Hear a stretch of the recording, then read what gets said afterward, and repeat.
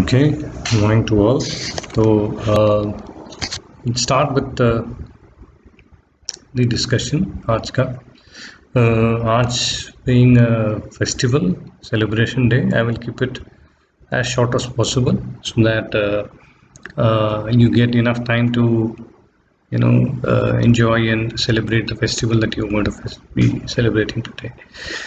So आज हम लोग जो हैं VFP VDT 301 के यूनिट 2 में जो है प्रवेश कर रहे हैं. तो we are starting with our discussion on that. Before we get into the concept, the ideology and the background of what we are going to be dealing in unit 2, हमें एक ओवरऑल पिक्चर जो है समझना ज़रूरी है. हम quality control testing की बात कर रहे हैं, फूड एंड डेयरी की. तो फूड एंड डेयरी की क्वालिटी कंट्रोल टेस्टिंग में जो है, जब हम फूड टेस्टिंग की बात करते हैं, फूड एंड डेयरी प्रोडक्ट्स की टेस्टिंग की बात करते हैं, हालांकि डेयरी एज अ स्पेशलाइजेशन हम लेते हैं, but dairy is also food. Okay, dairy products भी जो है, डेयरीइंग अलग हो जाती है, बट डेयरी प्रोसेसिंग भी जो है फूड प्रोसेसिंग में ही शामिल है एक तरीके से देखा जाए. तो primarily will talk about food and dairy testing की कॉन्सेप्ट क्या है. एक नज़रिया आपको होना चाहिए. इसको यूनिट 2 से यूनिट 2 और यूनिट 3 डिस्कस करने से पहले एक ब्रॉड आइडिया आपको होना ज़रूरी है. तो फूड टेस्टिंग जो हम आज डिस्कस करने वाले जो टॉपिक है वो है food testing. Right. Food testing में क्या क्या चीज़ें होती है, let us first try to understand that, है ना. ये बहुत ज़रूरी है. आज के लेक्चर में जो है हम यही जो है फोकस में रख के चलेंगे. ठीक है. So what we have here, food testing में हमने ये वाला कंपोनेंट ऑलरेडी डिस्कस किया है, सेंसरी एवेल्युएशन. राइट. यही हमने यूनिट 1 में कवर किया है. राइट. तो सेंसरी एवेल्युएशन में अब क्या क्या चीज़ें देखे हैं. You have descriptive, you have determination, you have effective and differentiative sensory analysis. अलग अलग तरीके की सेंसरी एनालिसिस है. प्रोडक्ट को बेस्ड ऑन सेंसेस, यानी कि appearance, aroma, taste, texture, flavour, इन सब चीज़ों के आधार पर कुछ पैनलिस्ट, कुछ लोगों को जो इकट्ठा करके उन लोगों से ब्लाइंड रिव्यू कराते हैं. और ब्लाइंड रिव्यू का ऑब्जेक्टिव अलग अलग हो सकता है. तो दो सैंपल को रख के, दो सैंपल के बीच में डिफरेंस दिखाना, या एक रेफरेंस सैंपल को रख के उस रेफरेंस सैंपल को जो है बाकी सैंपल से कंपेयर कराना. ओके. या कुछ सैंपल को रख के कंज्यूमर से ये जो है पता लगवाना कि उनकी प्रेफरेंस या उनकी चॉइस जो है बेटर कौन सी होगी. या ये पता लगाना कि दो सैंपल के बीच में एक पर्टिकुलर एट्रीब्यूट, अगर स्वीटनेस है तो स्वीटनेस किसका ज़्यादा है. ये ऐसी चीज़ों को पता लगाना, ये जो है आपको सेंसरी एवेल्युएशन में आ जाता है. ये कंप्लीटली जो है एक तरीके से मान लीजिए बिना किसी औजार के, ओके, सिर्फ हमारे सेंसेस, यानी कि sense of smell, sense of vision, sense of touch, okay, इन्हीं चीज़ों को जो है इस्तेमाल करते हम जो है एक एवेल्युएशन करते हैं, जिसको हम कहते हैं सेंसरी एवेल्युएशन. सेंसरी एवेल्युएशन की अपनी खुद की एक अहमियत है फूड इंडस्ट्री में, और इसको जो है आपने एक ब्रीफ में यूनिट 1 में समझा है. राइट. नेक्स्ट जो एस्पेक्ट फूड टेस्टिंग में जो देखा जाता है वो है फिजिकल प्रॉपर्टीज. वो है फिजिकल प्रॉपर्टीज. देखो, खाने की अपने खुद की एक फिजिकल प्रॉपर्टी है. फिजिकल प्रॉपर्टी को जो है टेस्टिंग में अगर हम देखा जाए, एग्जांपल के लिए यहाँ पे हमने दिखाया हुआ कलर जो है, इन सब चीज़ों के लिए ध्यान रखिए, ये सब चीज़ें वो हैं जिनके लिए आपको औजार की ज़रूरत पड़ती है. कलर को नापने के लिए भी मशीन्स होते हैं। ओके, कलर को नापने के लिए मशीन्स होते हैं, वेट को नापने के लिए तो आपको पता ही है वेइंग स्केल है। तो ये सब वो पैरामीटर्स हैं जिनको यूज़ करने, जिनको नापने के लिए आपको इंस्ट्रूमेंट्स की ज़रूरत पड़ती है। सेंसर एवेल्यूएशन में कोई इंस्ट्रूमेंट की ज़रूरत नहीं है, पर इन सब चीज़ों को नापने के लिए आपको औजार की ज़रूरत होती है। विस्कोसिटी, कलर हो गया, वेट हो गया। विस्कोसिटी, विस्कोसिटी यानी कि गाढ़ापन, है ना। गाढ़ापन को जो है नापा जाता है, इसके भी अलग स्केल्स होते हैं और गाढ़ापन को जो है नापा जाता है, ठीक है। उसके लिए भी इंस्ट्रूमेंट्स अवेलेबल होता है। विस्कोमीटर करके एक मशीन होता है, वो उससे जो है नापा जाता है। थिकनेस, मोटापा कह सकते हैं, ठीक है। कभी कोई फूड प्रोडक्ट लेते हैं, उसकी मोटापा को नापने के लिए भी जो है मशीन्स, औजार अवेलेबल हैं, right. Then comes granulation size. अगर मतलब जैसे घी में एग्जांपल के लिए हम कहते हैं कि दानेदार जो है घी है, तो मैंने इसे दानेदार, दाना जिसको जो है हम ग्रैन्यूल कहते हैं। Okay, so if you take a product जिसमें कि आपको ग्रैन्यूल्स को जो है चेक करना है, तो ग्रैन्युलेशन साइज जो है देखा जाता है कि कितने मोटे मोटे या कितने छोटे छोटे जो है ग्रैन्यूल्स बने, तो कि ग्रैन्युलेशन साइज को जो है नापा जाता है। देन टेक्सचर, ओके, टेक्सचर को नापने के लिए भी जो है आजकल औजार आने लग गए हैं, राइट। टेक्सचर पे डिपेंड करता है कि कितना जो है इलास्टिक है, यानी कि कितने खिंचाव है, ओके, या कितने प्रेशर डालने पे जो है टूटता है, राइट। इन सब चीज़ों के लिए भी जो है औजार आ चुके हैं टेक्सचर। तो ये सब चीज़ें जो है फिजिकल प्रॉपर्टीज, हालांकि आपके सिलेबस में जो है ये तो हमने डिस्कस कर ही लिया यूनिट 1 में, ये आपके सिलेबस में अभी तक जो है दिखाया नहीं गया है, बट फिर भी जो है आपके यूनिट 3 के बाद जो है हम इसको जो है लाइटली एक इसमें डिस्कस करेंगे, छोटे से हिस्से में। We will try to cover it up, ठीक है। So we will do that. अब ये हो गया फिजिकल प्रॉपर्टीज, याद रखिएगा, ये मैं आपको भेज दूंगा। आपका हो गया सेंसरी, सेंसरी के बाद आ गया फिजिकल प्रॉपर्टी। अब फिजिकल प्रॉपर्टी के बाद हम आते हैं केमिकल टेस्टिंग पे, ठीक है। उन लोगों के लिए खासकर जो कि फूड और डेयरी इंडस्ट्री में जो है अपना करियर बनाना चाहते हैं, और फूड और डेयरी इंडस्ट्री में खासकर क्वालिटी के साइड में जो है जो लोग अपना करियर बनाना चाहते हैं, उन लोगों के लिए ये नज़रिया जो है समझना बहुत ज़रूरी है। अभी जो मैं आपको समझा रहा हूँ, जैसे जनरली ऐसी जो है कहीं पे भी किसी भी किताब में आपको लिखा हुआ पढ़ा हुआ नहीं मिलेगा।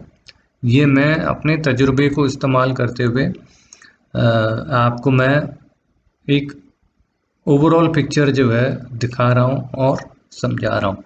सो केमिकल टेस्टिंग में जो है पीएच सबसे पहले ये तय करता है कि आपका खाना जो है एसिडिक पीएच में है या बेसिक पीएच में है या न्यूट्रल पीएच में है।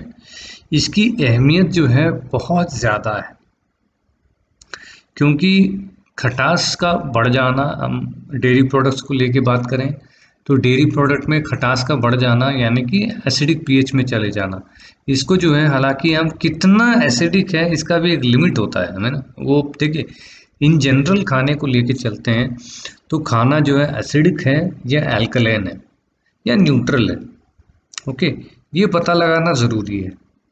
तो इसके लिए पीएच स्केल हमने जो है ये डिस्कस किया था। पीएच स्केल जो है आपका 0 से लेके 14 तक होता है और बीच में जो है ये 7 होता है, राइट। तो 7 जो है न्यूट्रल पीएच है, 7 से नीचे जाता है तो ये एसिडिक पीएच है, 7 से ऊपर जाता है तो ये अल्कलाइन पीएच है। ये सब चीज़ें हमने ऑलरेडी डिस्कस करी है ना। वो 302 में हम डिस्कस कर रहे हैं, बट ये 301 में जो है पीएच कितना है किसी भी खाने का ये नापना बहुत ज़रूरी है, बिकॉज उसके आधार पर ही आप ये डिसाइड कर सकते हैं कि खाना जो है कितना फिट है कंजम्पशन के लिए, और उस खाने में जो है किस किस्म का स्पॉइलेज हो सकता है। ठीक है, इस चीज़ को देखने के लिए, समझने के लिए पीएच को नापना जो है बहुत ज़रूरी है। सिंपल मशीन्स होते हैं पीएच को नापने के लिए। पीएच मीटर आता है, पीएच मीटर में आपके सैंपल को तैयार करके बस उसमें एक प्रोब सा होता है, उसमें वो खाने के जो आपने प्रिपरेशन करी है उसमें डिप करके रखना होता है, तो आपको डिजिटल मीटर में ऑटोमेटिकली दिखाई दे देगा पीएच। ठीक है, तो ये एक फर्स्ट एंड फॉरमोस्ट फैक्टर है केमिकल टेस्टिंग। दूसरी आती है एसिडिटी। एसिडिटी यानी कि कितना खटास है, तो आई मीन हिंदी में सिंपल कॉमन लैंग्वेज में बताना चाहूँ तो कितना खटास है, उसके लिए हम जो है we are using this term acidity. ये कहाँ यूज़ होता है? जब हम पीएच नाप ही रहे हैं तो आपको एसिडिटी नापने की क्या ज़रूरत है? देखिए, हम एग्जाम्पल के लेके चलते हैं फर्मेंटेड प्रोडक्ट्स की। जो फर्मेंटेड प्रोडक्ट्स हैं जिसमें कि आपको पता ही है कुछ हद तक जो खटास आती ही आती है, उसमें भी जो है कितना खटास आ सकती है एक लिमिट जो है डिफाइन कर रखा है। ओके, इतने लिमिट से जो है खटास चली जाएगी तो ये समझ लीजिए कि वो प्रोडक्ट जो है नॉट फिट है फॉर कंजम्पशन, ये तय किया जाता है। तो ये देखने के लिए खासकर दही एग्जाम्पल लेके चलते हैं। दही में खटास आती है, उसी की वजह से एक अलग सी उसमें टेस्ट आती है, बट दिन बर दिन समय से जो है वो खटास बढ़ती जाती है। एक लिमिट के बाद जो है उसको इस्तेमाल नहीं किया जाता है, बहुत ज़्यादा खट्टा हो जाता है। तो हम ये देखते हैं कि उस बहुत ज़्यादा खट्टे दही से जो है हम लस्सी नहीं बनाते हैं, है ना। तो बाहर रखे रहते हैं तो खटास बढ़ती जाती है, ख़राब हो जाती है, पानी अलग और सॉलिड्स अलग हो जाते हैं। तो एसिडिटी को नापने के लिए भी जो है अब औजार इस्तेमाल नहीं किया जाता है, केमिकल मेथड्स हैं, वेट केमिस्ट्री कहते हैं इसको। हम वेट केमिकल मेथड से जो है हम पीएच और एसिडिटी दोनों को नाप सकते हैं। सिमिलरली अल्कलाइनिटी को भी नाप सकते हैं। अल्कलाइनिटी मतलब 7 से ऊपर पीएच है तो कितना है अल्कलाइनिटी, ओके, उसको नापना भी जो है केमिकल मेथड से हो सकता है। इसके बाद आती है शुगर कॉन्सेंट्रेशन। मतलब आपने चाशनी बनाई, शुगर सिरप बनाया, वो चाशनी में जो है चीनी की मात्रा कितनी है, ऑलराइट, उसको नापने के लिए औजार भी है और वेट केमिकल मेथड्स भी हैं। ओके, ये औजार से भी जो है नापा जा सकता है। This is a chemical composition, और इस केमिकल कंपोजिशन की मात्रा जो है आप चेक कर लें। जब मैं यहाँ पे शुगर कॉन्सेंट्रेशन की बात कर रहा हूँ, मैं स्पेसिफिकली जो है मोर सो सुक्रोज की बात कर रहा हूँ, ओके, यानी कि चीनी जो घोला जाता है, ठीक है ना। तो शुगर कॉन्सेंट्रेशन भी जो है बहुत मायने रखती है, अहमियत रखती है, बिकॉज इससे जो है बहुत सारी पैरामीटर्स, बहुत सारे प्रोडक्ट्स को जो है कितना मिलावटी प्रोडक्ट है, ठीक है, या कितना जो है क्वालिटी का कितने किस दर्जे का प्रोडक्ट है, ये तय करने में जो है शुगर कॉन्सेंट्रेशन कभी कभार बहुत फ़ायदेमंद साबित होती है। राइट, तो शुगर कॉन्सेंट्रेशन एक चीज़ है। अब हम नेक्स्ट जो बात करते हैं, ये बात करते हैं प्रॉक्सिमेट टेस्टिंग की।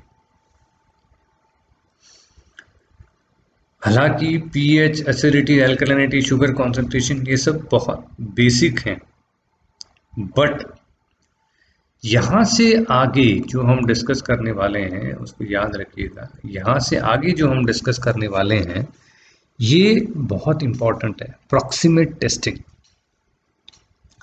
प्रॉक्सिमेट टेस्टिंग में हम करते क्या हैं, इसको समझाने के लिए मैं और बेटर आपको बताऊं।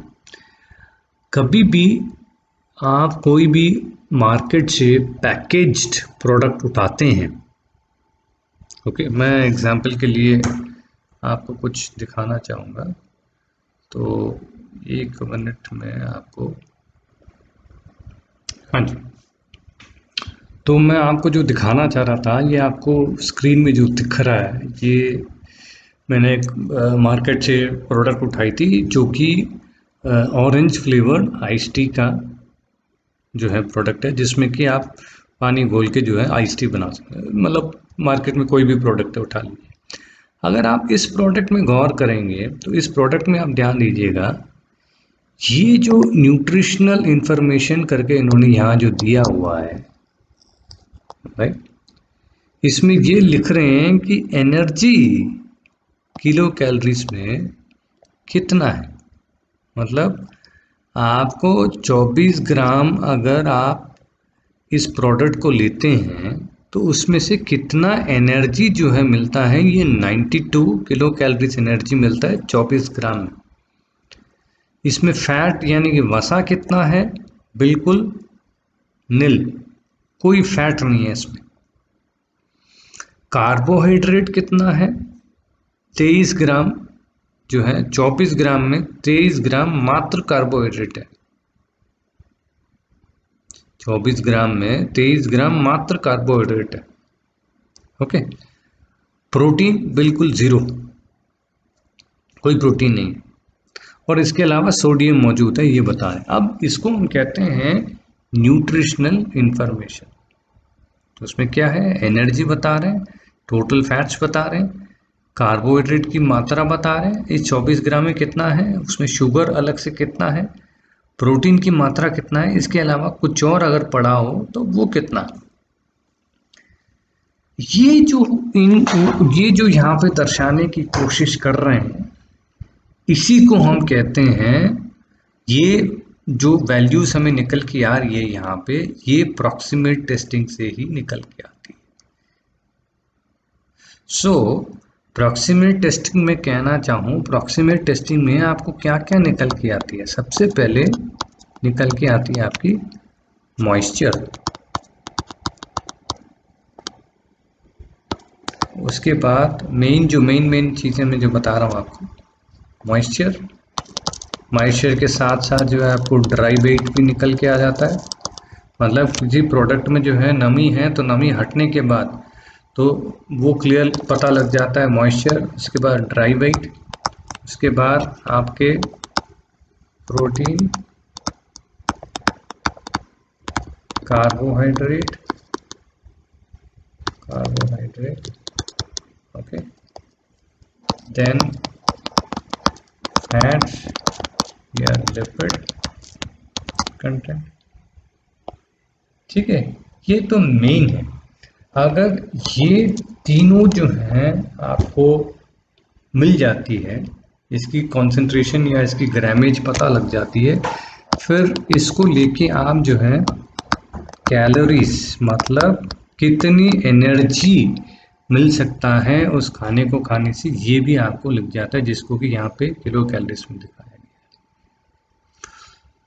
तो प्रॉक्सिमेट टेस्टिंग जो है बहुत ही इम्पोर्टेंट टेस्टिंग मानी जाती है फूड में। बाकी सब चीज़ें अभी तक आपने जो डिस्कस किया बहुत बेसिक है, और proximate testing is very important. जो यूनिट 2 है आपकी, उसमें हम यही चीज़ें जो है डिस्कस करेंगे, ठीक है ना। अब प्रॉक्सिमेट टेस्टिंग होगी। प्रॉक्सिमेट टेस्टिंग के बाद आप ले लीजिए अडल्ट्रेंट्स। अडल्ट्रेंट्स को क्या कहते हैं, अडल्ट्रेंट को कहते हैं हम मिलावटी चीज। दूध में, या हम ले लेते हैं हल्दी, ले लेते हैं, 2 एग्जाम्पल ले लेते हैं। हल्दी में जो है उसमें वो पीलापन लाने के लिए लोग जो है कलर का इस्तेमाल करते हैं, डाई का यूज करते हैं पाउडर फॉर्म में। ठीक है, हल्दी की पाउडर में कलर मिला देते हैं वो पीलापन लाने के लिए। वो सरकार द्वारा अनुमति नहीं है, ऐसे चीज़ों को मिलाने का जो है अनुमति नहीं है। अडल्ट्रेशन का आपको मैंने शायद पहले एक एक्सप्लेनेशन दिया होगा। अडल्ट्रेशन किसको कहते हैं, जिस चीज़ को कोई भी इंडस्ट्री का आदमी, दुकानदार या विक्रेता कहते हैं। विक्रेता, चाहे वो दुकानदार हो या इंडस्ट्री वाला हो, अपने प्रोडक्ट को बेचने के लिए उस प्रोडक्ट के कुदरती गुण को बदल देता है, किसी चीज़ को मिला के कुदरती गुण को जो है वो बदल देता है, और जो चीज़ वो मिला रहा है उस प्रोडक्ट में, उस चीज़ को मिलाने की जो है सरकार से अनुमति नहीं है। ठीक है, तो उस ऐसी चीज़ों को हम अडल्ट्रेशन कहते हैं। ऑलराइट, और जो पदार्थ मिलाई जाती है उसको हम अडल्ट्रेंट कहते हैं। ठीक है, तो खाने के संबंध में दूध में जो है क्या कहते हैं, पनीर में जो है जैसे अरारोट मिलाते हैं, वो पनीर को बांधने के लिए अरारोट मिलाते हैं, पर सरकार ने अनुमति नहीं दिया है, पनीर में कभी आप अरारोट नहीं मिला सकते। राइट, पनीर में दूध में जो है पानी मिला देना, सरकार कहती है कि नहीं मिला सकते आप। ठीक है, तो कुदरती गुण को जो है आपको पता है दूध का कंपोजिशन क्या है, कितना परसेंटेज पानी है, कितना परसेंटेज एसएनएफ होता है, कितना परसेंटेज फैट होता है, ये तो बना हुआ है, क्लियर है। अगर आपने पानी मिला दिया तो आपने वॉल्यूम बढ़ा दी, वॉल्यूम बढ़ाने में एसएनएफ आपने गिरा दिया, फैट आपने गिरा दिया, और पानी की मात्रा कंपोजिशन आपने बढ़ा दी, यानी कि कुदरती गुण उसका बदल गया। तो ये सरकार जो है अनुमति नहीं देती है इन सब चीज़ों के लिए। तो पानी एक तरीके से अडल्ट्रेंट हो गया। पानी के अलावा लोग जो हैं अलग अलग तरीके की चीज़ें इस्तेमाल करते हैं, प्रिजर्वेटिव दूध में मिला देते हैं, ओके, ग्लूकोज का सोल्यूशन मिला देते हैं, चीनी का सोल्यूशन मिला देते हैं गाढ़ापन को लाने के लिए, एसएनएफ को लाने के लिए। ठीक है, यहाँ तक कि नाले के पानी को भी कभी कभार मिला देते हैं जिससे कि एसएनएफ बढ़ जाए।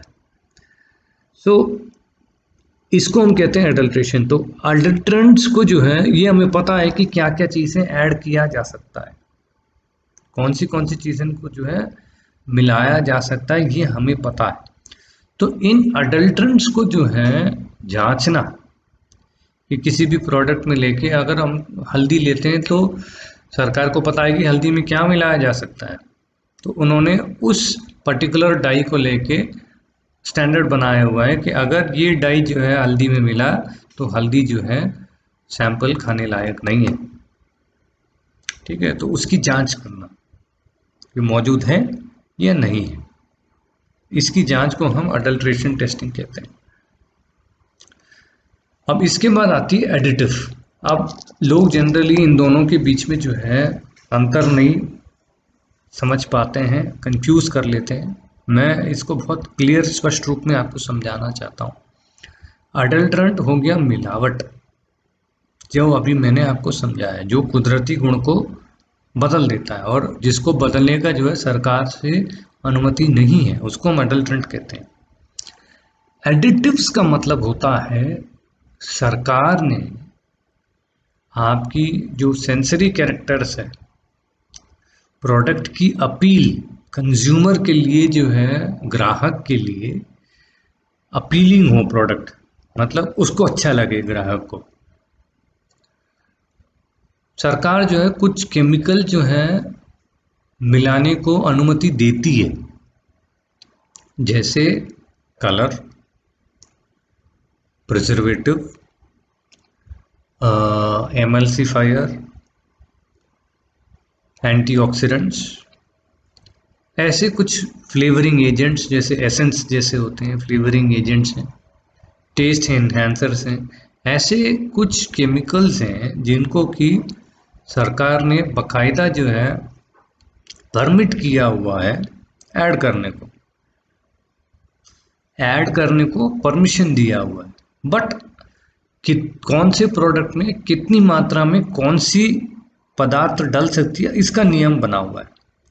प्रिजर्वेटिव अगर डालते हैं, सोडियम बेंजोएट है ना, ये इसको हम प्रिजर्वेटिव कहते हैं। ये कभी कभार बेकरी प्रोडक्ट्स में ऐड किया जाता है, अचार में ऐड किया जा सकता है।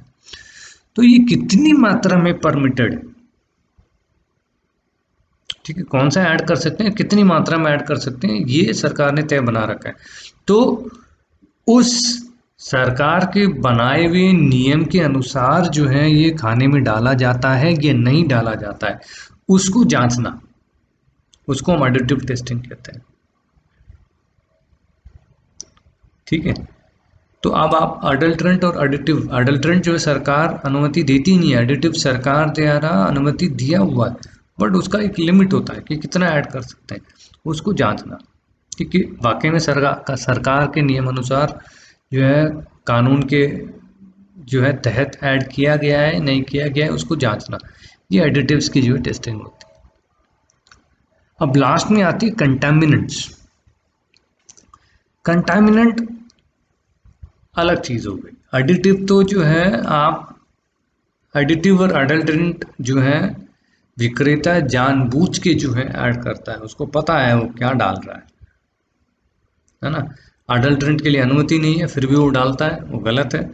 एडिटिव के लिए अनुमति है बट अनुमति के अनुसार जितनी मात्रा में ऐड करना चाहिए उतना ही है, वो जांचना। कंटामिनेंट हो गया जाने अनजाने में,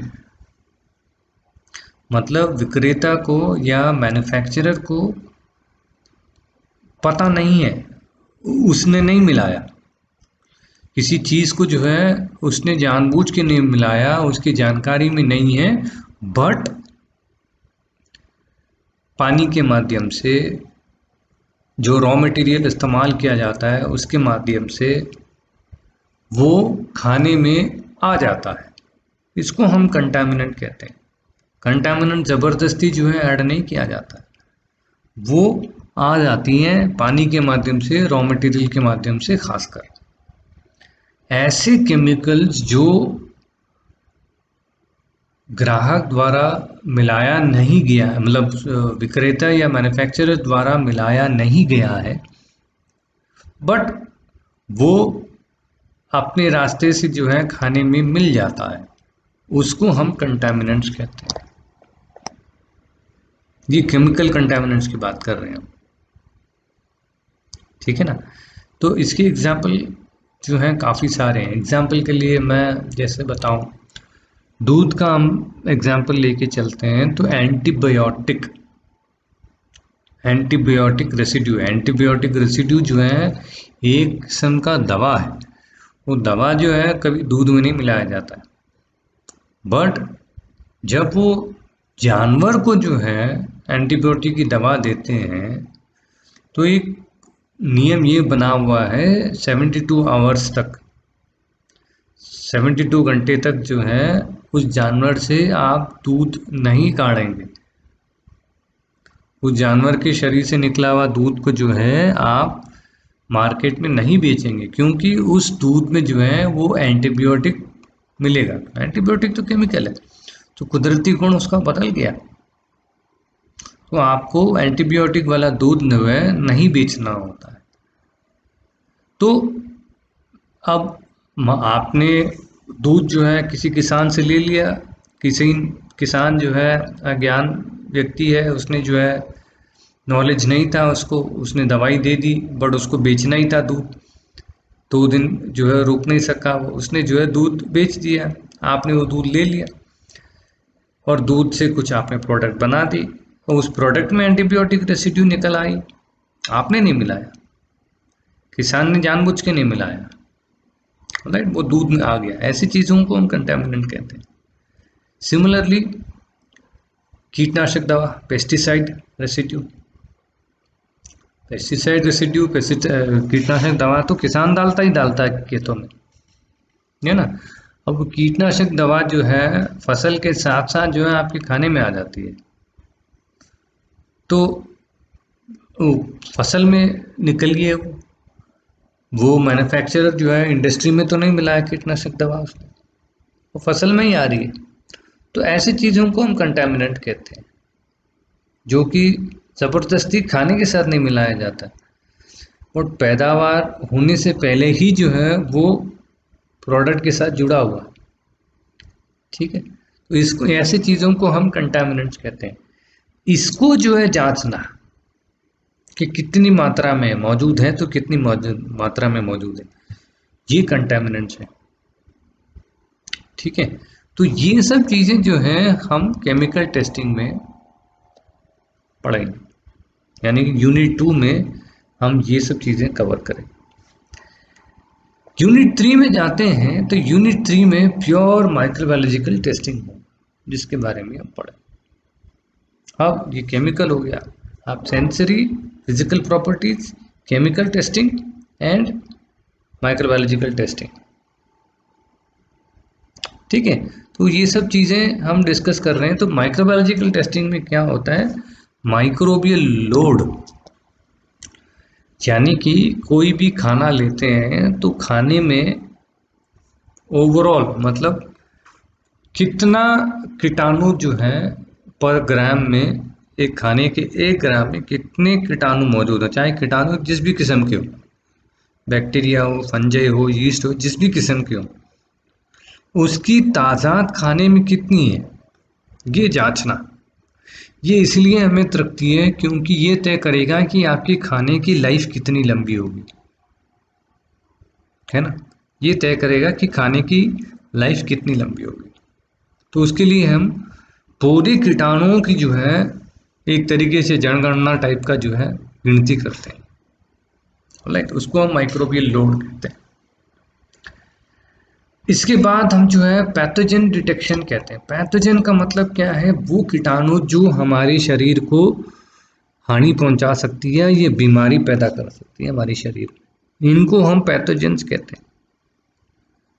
अब पैथोजन की जनरली हम जो है गिनती नहीं करते। अगर एक भी जो है नुकसान पैदा करने वाली कीटाणु खाने में मौजूद है तो वो खाना खाने लायक नहीं है, ये सीधी सी बात है। तो हम तलाशते हैं कि खाने में पैथोजन मौजूद है या नहीं है, तो खाना खाने लायक नहीं।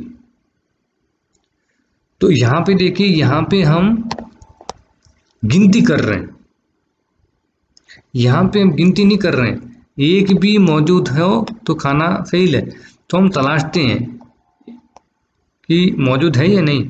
एक भी मौजूद है तो खाना फेल है, मतलब खाने लायक नहीं। ये दूसरा कैटेगरी हो गया। तीसरा कैटेगरी हो गया एन्यूमरेशन। ठीक है, एन्यूमरेशन मतलब ये भी गिनती करना ही होता है। किसकी गिनती कर रहे हैं, स्पॉइलेज कॉजिंग एजेंट्स की। यानी कि मैं किसी फैट वाले फैट रिच प्रोडक्ट को ले लूँ, ऑयल ले लूँ, घी ले लूँ, जो फैट रिच प्रोडक्ट है, और उसमें मैं देखना चाहता हूँ लिपोलाइटिक बैक्टीरिया। लिपोलाइसिस का मतलब क्या है, फैट का या लिपिड का, वसा का जो है टूटना, उसको हम लिपोलाइसिस कहते हैं। उस तोड़ने के पीछे जो है कुछ कीटाणुओं का जो है हाथ होता है, कुछ कीटाणु जो है वसा को तोड़ती है। तो हम ये देखना चाहते हैं कि वसा को तोड़ने वाले कीटाणु जो है घी में मौजूद है या नहीं। मौजूद है तो जाहिर सी बात है वो घी जल्दी खराब हो जाएगी, है ना। तो ऐसे एग्जाम्पल्स के लिए मैं बता रहा हूँ, वसा का लेके प्रोटियोलिटिक बैक्टीरिया देख सकते हैं, है ना, एसिडोफिलिक बैक्टीरिया, तो अलग अलग तरीके के हम देख सकते हैं। तो स्पॉइलेज यानी कि खाने को खराब करने वाले कीटाणुओं की गिनती करना, कितना मौजूद है, ये तय करेगा कि कितना मौजूद है, ये तय करेगा कि कितनी जल्दी वो खाना जो है खराब होगा। तो ये हम गिनती करते हैं, गिनती करने को हम एन्यूमरेशन कहते हैं। यहाँ पे भी हम एन्यूमरेशन ही करते हैं माइक्रोबियल लोड में। फिर हम आते हैं enumeration of indicator organism. Enumeration of indicator organism, indicator यानी कि सूचक। ये ऑर्गेनिज्म जो है एक तरीके से हमें ये आवाज़ देती है कि खाने में कंटेमिनेशन हुआ है और पैथोजेनिक बैक्टीरिया का कंटेमिनेशन हुआ है या ओवरऑल बैक्टीरियल कंटेमिनेशन हुआ है। इसको एक तरीके से इसकी सूचना देती है हमें। हमें सब किस्म के बैक्टीरिया को तलाशने की ज़रूरत नहीं है। कभी कभार जो है हम सिर्फ इंडिकेटर ऑर्गेनिज्म को जो है हम गिनती कर लेते हैं। अगर वो एक लिमिट से ज़्यादा मौजूद है, इसका मतलब जो है खाने में पैथोजन भी मौजूद हो सकता है, तो हम खाने को जो है नॉट फिट फॉर कंजम्पशन कहते हैं। तो एन्यूमरेशन ऑफ इंडिकेटर ऑर्गेनिज्म भी जो है माइक्रोबियल टेस्टिंग में हम यूनिट 3 में जो है डिस्कस करें। तो ये पूरा का पूरा जो है आपको फूड टेस्टिंग का दायरा है जो आपको समझना चाहिए। यूनिट 2 में हम इसकी बात करेंगे। This is unit 2, this is unit 3। ये यूनिट 1 में हमने डिस्कस किया। हालांकि ये आपके सिलेबस में नहीं है, इसको इसीलिए इतना सिलेबस में इंपॉर्टेंस नहीं देते हैं क्योंकि ज़्यादातर बहुत बड़ी चीज़ नहीं, इंपॉर्टेंट चीज़ नहीं है, बट फिर भी जो है हम यूनिट 3 के ख़त्म करते करते इसको भी हम डिस्कस कर लेंगे, ठीक है ना। तो ये फूड टेस्टिंग का पूरा दायरा है। फूड और डेयरी टेस्टिंग दोनों के लिए यही चीज़ें होती हैं जो कि आपको समझना होगा और जानना होगा। क्वालिटी कंट्रोल फील्ड में, क्षेत्र में जो है आप डेयरी और फूड में जो है कुछ करियर बनाना चाहते हैं तो ये नज़रिया आपके लिए ज़रूरी है। तो आज के लिए इतना ही है, यहीं पे मैं ख़त्म करता हूँ। Thank you so much.